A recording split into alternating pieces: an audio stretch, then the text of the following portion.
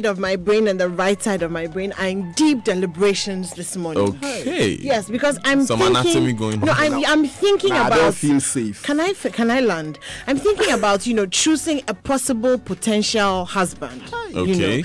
And I'm considering the things, tall, short, pot belly, flat belly, V8, Corolla S, 6-pack, 1-pack. There are so many different things to think about when you're choosing a life partner, and so that's what's on my mind this morning. And nicely enough, we'll be having that conversation later today. Yes, on what to look for when you're choosing a life partner. Yeah, and we'll be going to the conference center and see all of the things. Yes, and happy hour tonight, you have all the varieties of people to choose from. Yes, so. I shall be wearing my glasses. So that I can see properly. They're not very tall woman living in my house says, Charlie, let's go to the place again. I said, the last time when they use all my money to buy all kinds of things.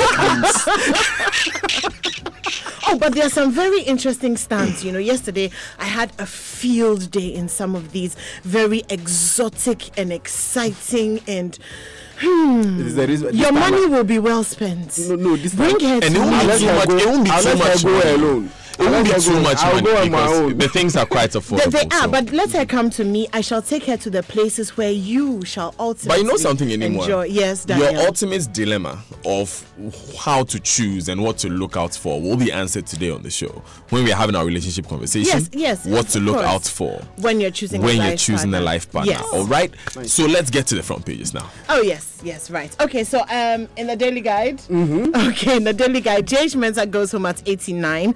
Akan drama star commits suicide. Amidu begins corruption war with 9-member board, and Kenpon mediates in Hajia Fatih's trial. Goldsmith Business microfinance players seek 2-year extension in minimum capital requirement. Only 30% of Ghanaians have insurance cover.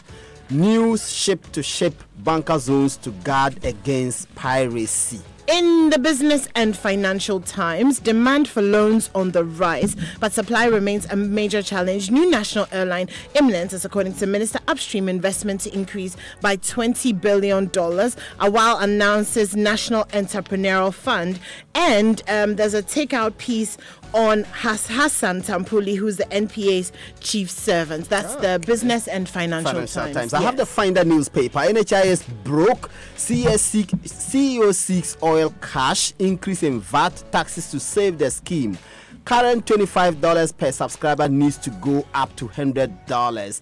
Raise minimum capital for insurers to 45 million. Veteran politician JH Mensah goes home. We did that yesterday on the show. That story on special prosecutor is also on the front page of the Finder newspaper. Okay, in the Daily Statesman, Ghana and the NPP celebrates JH Mensah. VAT may go up from 17.5% to 21.5%, and Ghana on course under NPP. That's according to President Neman's brother, who praises the fantastic efforts of the new patriotic party. And when you mention VAT going up, I don't know whether VAT is going to go up for NHIS or free SHS. Yeah. That way is going up. Absolutely. The Herald newspaper, Speaker selling Parliament land for hotel, ? Akufo-Addo's minister casts doubt over police CID report clearing deputy sports minister, and Ablekuma Central MP in trouble over AstroTurf project. In the Publisher, police media war must end. That's according to the IGP. Chief Imam backs additional funding for NHIS. GFA in limbo. Official liquidator named, and corrupt officials in trouble as Akufo-Addo outdoors the board for the Special Prosecutor's Office. The New Crusading Guide newspaper, President fires up Special Prosecutor, urges newly sworn in board to fight, eliminate corruption from public space. Increasing NHIS funds key to national development, says National Chief Imam Sheikh Osmanu Nuhu Sharu Butu. In the Independent, J.H. Mensah was Ghana's best economist. That's according to Vice President Baumia. ECG's 900 million CD indebtedness is crippling the operations of Gridco. That's according to the CEO. The Ghanaian Observer newspaper, court throws out Imani others over Kelly GVG. Court grants injunction against GFA, names official liquidator. Akufo-Addo cast sword for irrigation project at North Tong, Martin Amidu on war path. office now fully functional.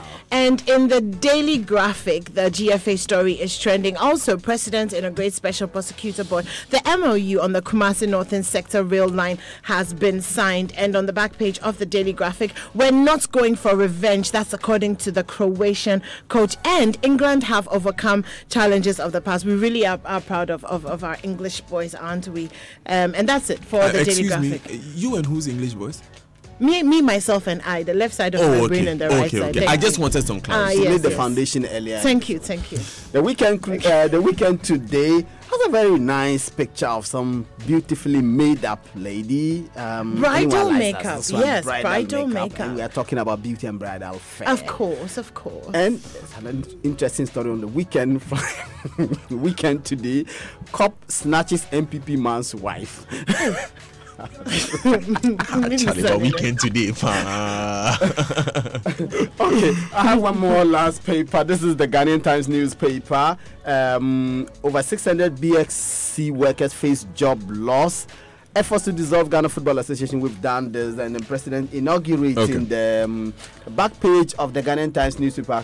Croatia erupts into an ending celebration after England win, which is to be expected. France ready to rectify mistakes in World Cup final. Did you see right? when the Croatia president entered the dressing room? She was hugging the guys. You know, it was very interesting to see them.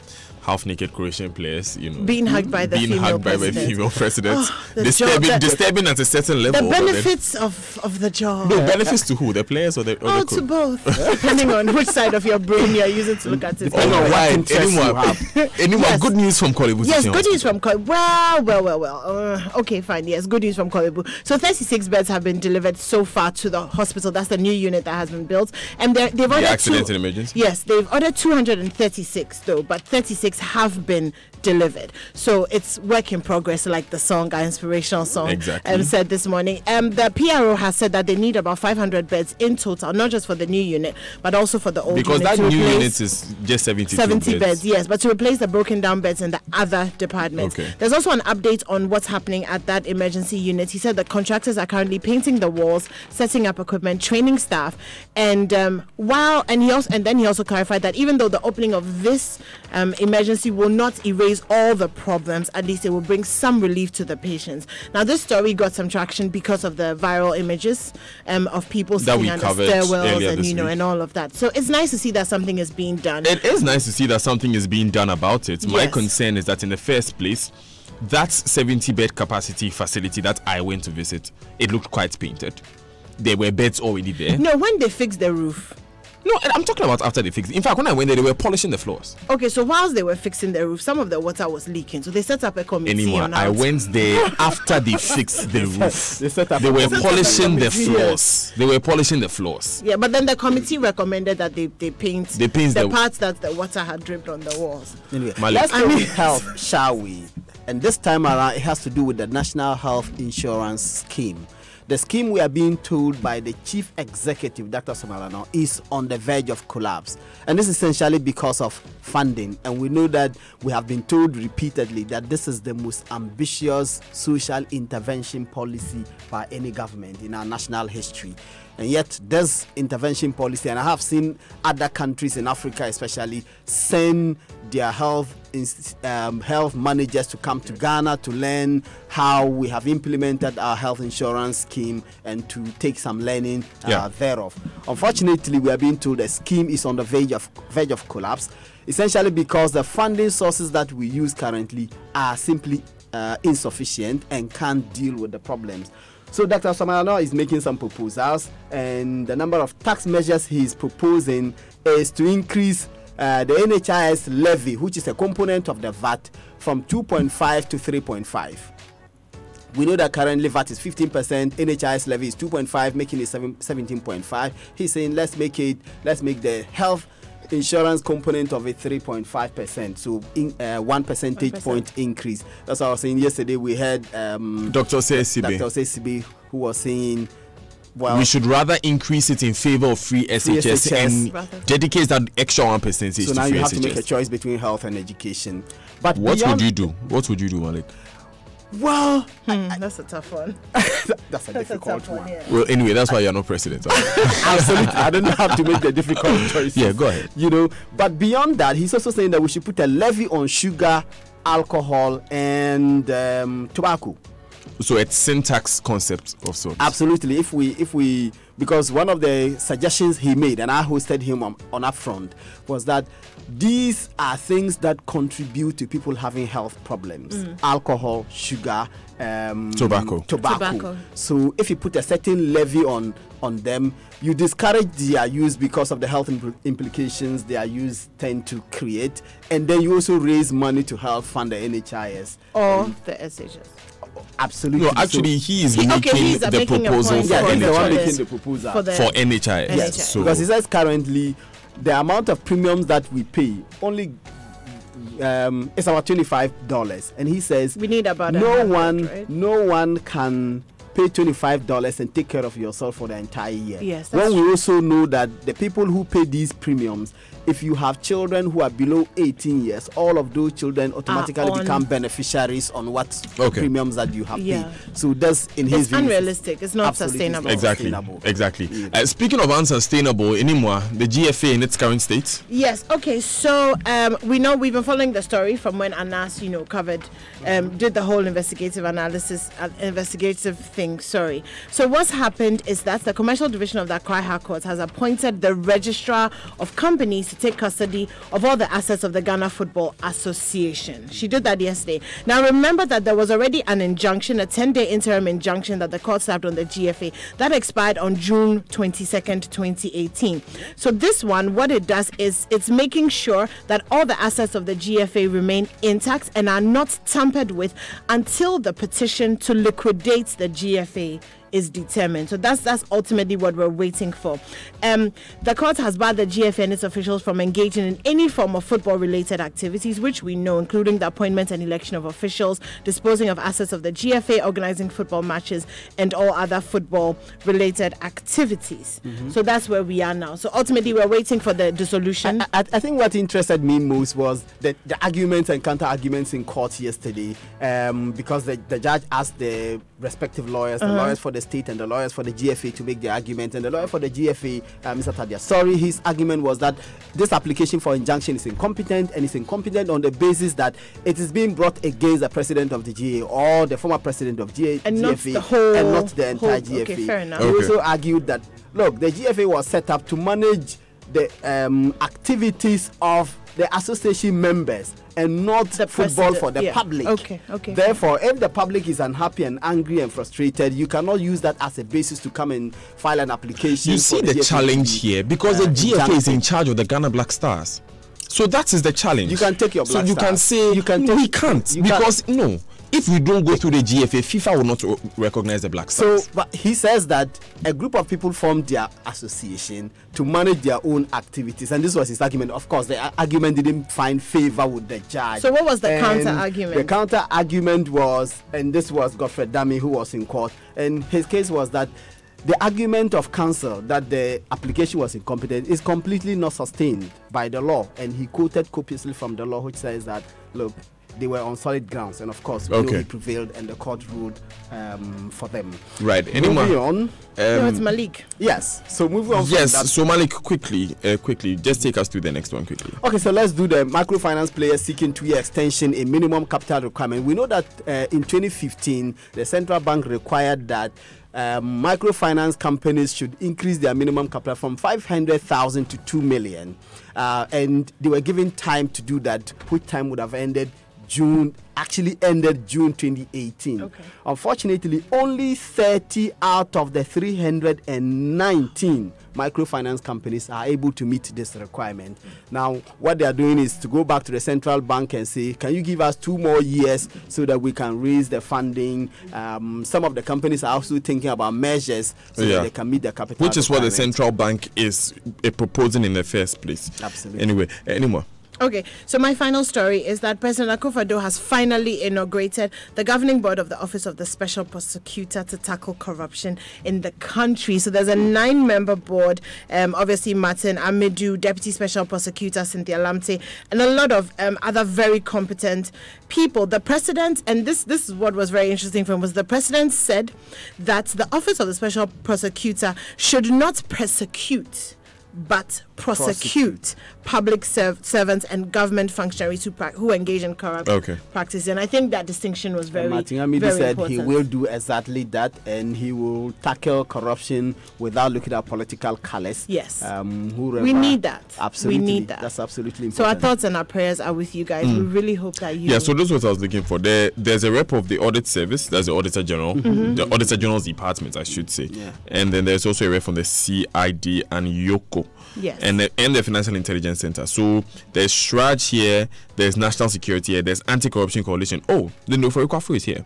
Okay. So what that means is that you expect to see some collaboration. Absolutely. Yes. Which actually then eliminates the point about interference, because if all of these guys are on the board, then it becomes problematic. The president also said that he will make sure that they have enough funds and finances available to ensure that they're working correctly. All right. Thank you, guys. Let's go online now. And the online news review is brought to you by Zenith Bank, in your best interest, and GOIL. Good energy. Now, unforeseen circumstances happen all the time, but when they do, are you overtaken by them, or do you have the reassurance that you can brave the tides? Sign up for Zenith Bank Assurance products and secure the future under no stress.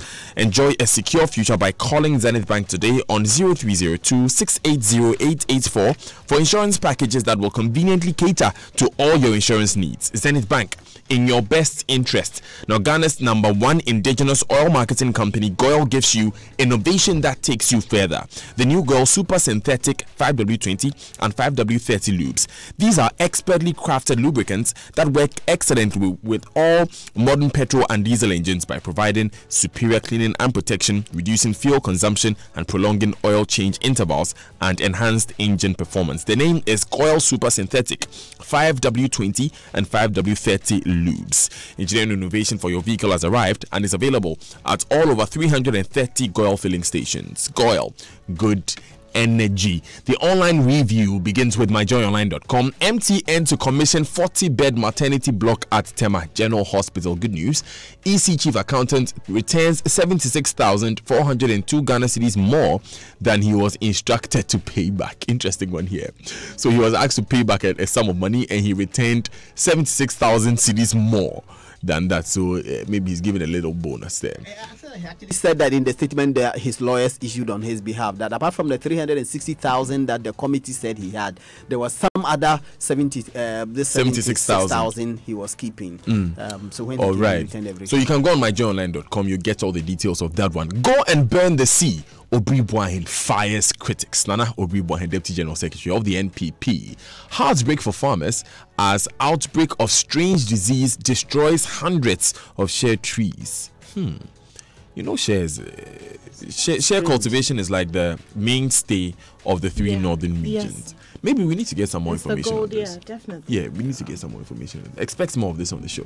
And Mohammed's Eastern Corridor Road too bumpy. I couldn't sleep. Guess who's speaking?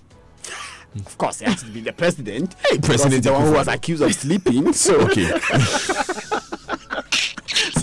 Remember, yes, in the run-up to the campaign in the Western region, when he was complaining that he was not seeing good enough roads, the roads that were good enough, President Mahama accused him of sleeping. He may have been sleeping. So now listen to the president's response when he went to the Eastern Corridor. Today I've come on the Eastern Corridor Road, and I didn't sleep 1 inch. I couldn't sleep. Boom, boom, boom, boom, boom, boom, boom, boom, boom, boom, boom, boom, boom. How can I sleep on this road? Oh, President. President. Oh, Panapa. Boom, boom, boom, boom, boom, boom. I think that's the word of the day. Okay, by popular request, let's do this. Today I've come on the Eastern Corridor Road, and I didn't sleep 1 inch. I couldn't sleep. Boom, boom, boom, boom, boom, boom, boom, boom, boom, boom, boom, boom, boom. How can I sleep on this road? Whenever we don't want you to sleep, we'll sing boom, boom, boom, boom. Yes, no, that's the word of the day. Boom, boom, boom, boom.